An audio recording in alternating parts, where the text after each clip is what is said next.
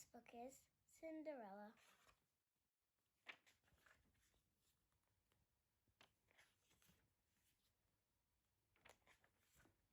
Once upon a time, in a faraway land, there lived a rich, widowed gentleman and his beautiful daughter, Cinderella. Cinderella's father was kind and loving. He married for a second time so that his daughter had a mother to care for her.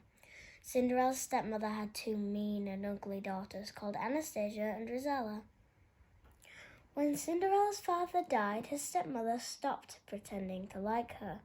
She was jealous of Cinderella's charm and beauty, so she forced the young girl to become a servant in her own home. Cinderella was given a tiny bedroom in the attic. Her only friends were the birds and mice. They listened as she sang about her dreams of a life filled with happiness.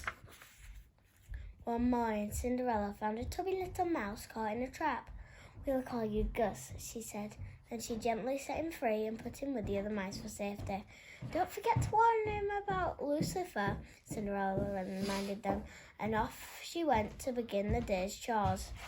Lucifer was her stepmother's cat. He was sly and lazy, and all the animals hated him, especially Bruno the dog. After Cinderella had given Lucifer his milk, she walked out into the yard. "Breakfast time," she called, scattering corn for the chickens. The mice came running for some breakfast too, but Lucifer was blocking the way to the corn. One of the mice, Jack, crept bravely up to Lucifer and kicked him. There was a loud splash. This made Lucifer very angry. When he saw Gus busily gathering up some of the corn, he pounced on him. Luckily, Gus managed to escape into the kitchen. He scampered up onto a tabletop where he was rested against a teacup. Suddenly, the cup flipped over, trapping Gus underneath.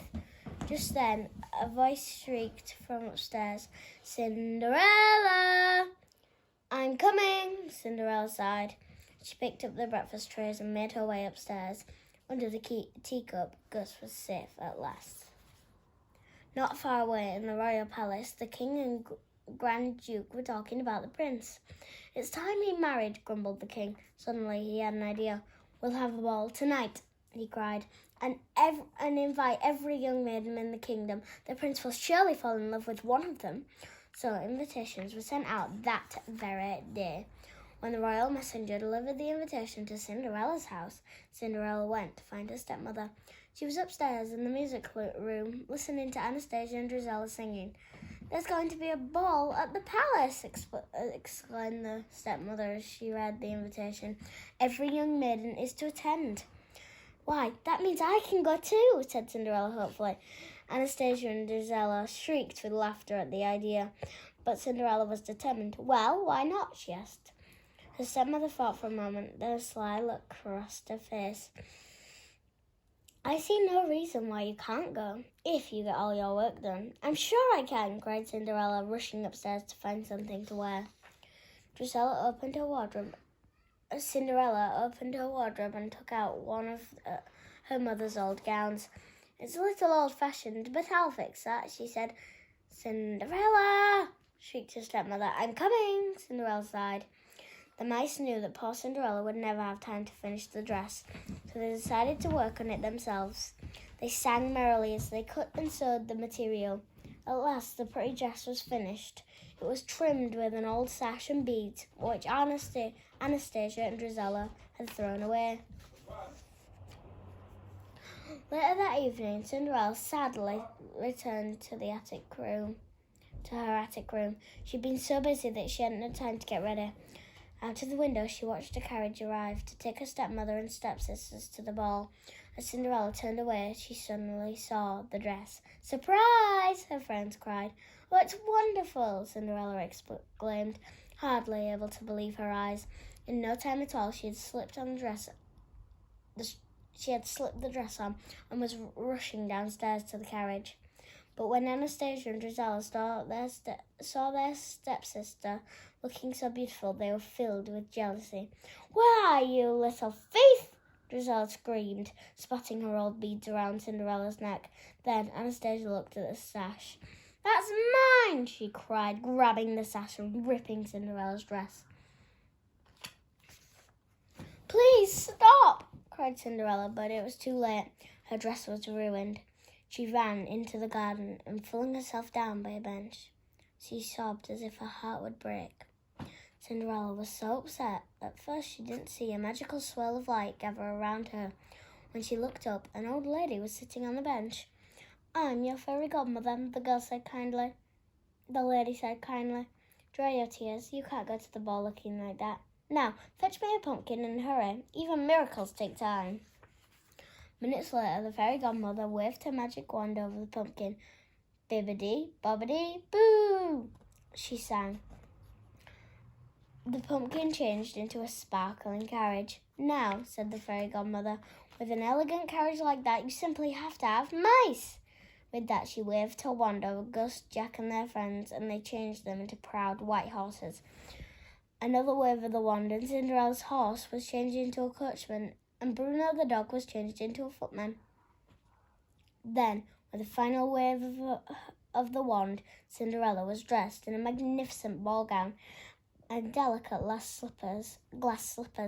Oh, thank you, cried Cinderella, stepping into the carriage. It's like a great dream coming true. I know, dear, but remember, you only have until midnight, the fairy godmother warned. On the last stroke of 12, the spell will be broken.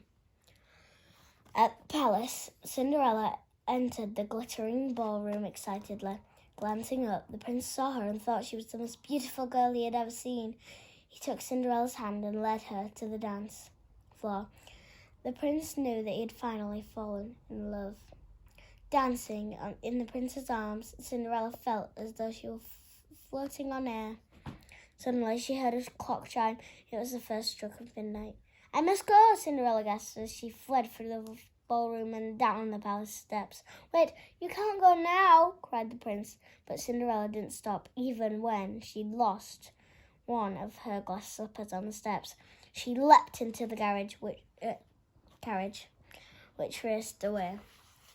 As the last stroke of midnight was heard, the carriage turned back into a pumpkin, and Cinderella found herself dressed in rags once more, but she was still wearing a single glass slipper.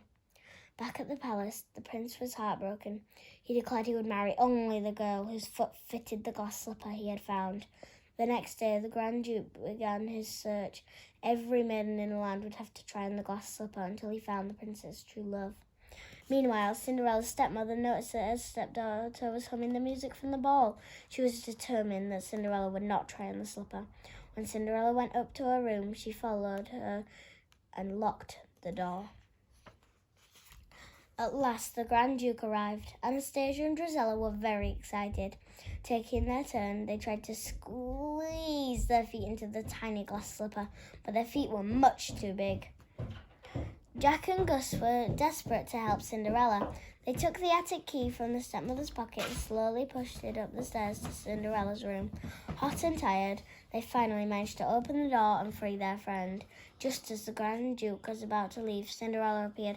Please wait, she called. May I try on the slipper?